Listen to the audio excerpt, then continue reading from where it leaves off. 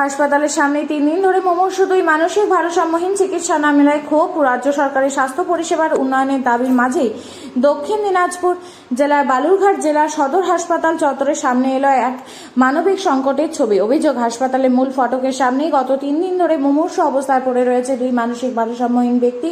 তাদের শারীরিক অবস্থা আশঙ্কাজনক হলেও এখনো পর্যন্ত হাসপাতালে ভর্তি করে চিকিৎসার কোনো উদ্যোগ নেওয়া হয়নি বলে অভিযোগ উঠেছে স্থানীয় ব্যবসায়ীদের দাবি। দুই ব্যক্তির শরীরে বিভিন্ন জায়গায় গভীর ক্ষত তৈরি হয়েছে। সেই ক্ষতস্থানে মাছি পোকামাকড় ভিড় করছে। দীর্ঘ সময় ধরে নোংরা অবস্থায় পড়ে থাকায় দুর্গন্ধ ছড়িয়েছে হাসপাতাল চত্বরে। ফলে সাধারণ মানুষও তাদের কাছে যেতে সাহস পাচ্ছেন না। প্রতিদিন বহু রোগী, পরিজন এবং সাধারণ মানুষের যাতায়াত থাকলেও বিষয়টি নিয়ে হাসপাতাল কর্তৃপক্ষের উদাসীনতা নিয়ে প্রশ্ন তুলছেন স্থানীয়রা।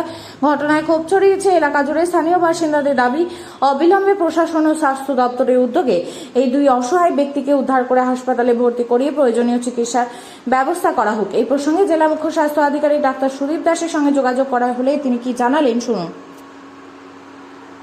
দেখছেন এইভাবে এই পেশেন্টটা পড়ে আছে এখানে হসপিটালে? 3 দিন ধরে দেখছি ওনাকে এইভাবে। আজকে তো আমাদের দোকানটা একদম বিধিকিচি করে দিয়েছে। কেন, কি হয়েছে? কি করছে? সকালে এসেছিল রক্ত মানে গোটা দোকানে পোকাই পোকা। আচ্ছা, মানে পা দেওয়ার জায়গা নেই, এত পোকা।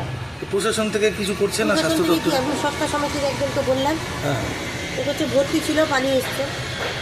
হসপিটালে ভর্তি ছিল তো এবার তো হসপিটালের সামনেই তো আছে, এখন বেরোচ্ছে না? এখন বেরোচ্ছে মানে এত প্রচন্ড গন্ধ, পোকা, মানে থাকা মুশকিল হয়ে গেছে। আপনার নাম? আমার নাম ঝুমকি কামিল। কি অবস্থায় দেখলেন? আজকেই দেখলাম ওরকমই পড়ে আছে, কি বলবো আর।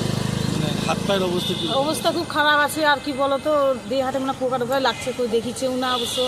কত আসলে কোথাও নিয়ে যাচ্ছে, কাজটা পড়ালে একটু ভালো হতো। কেউ তো ঘৃণা দিকেই মনে হয় ছুটছে না, এই অবস্থা। আপনার নাম? আমার নাম রীতা। হ্যাঁ, রীতা। রীতা কি? ডাক্তার। 2 দিন ধরে দেখছি। আমরা দোকান করছিলাম, আমরা দোকান করে গেছি বাড়িতে, তারপরের দিন এসে দেখি ওরকম ওই মানে চলতে পারছে না, হেঁটে হেঁটে আসতে, মানে ওই পাও দিয়ে যেরকম শেষে যায় ওরকম যাচ্ছে। এখানে মোট কয়জন আছে এইভাবে? 2 জন। ওইদিকে একটা হসপিটালের গেটের সামনে আছে, একটা এখানে পড়ে আছে। এই যে তোমরা যে দোকানদারি করছো, এরকম একটা পেশেন্ট পড়ে আছে, তোমাদের অসুবিধা হচ্ছে না? অসুবিধা তো হচ্ছে, মানে দুর্গন্ধ আছে, পোকা হয়ে গেছে। তোমার নাম?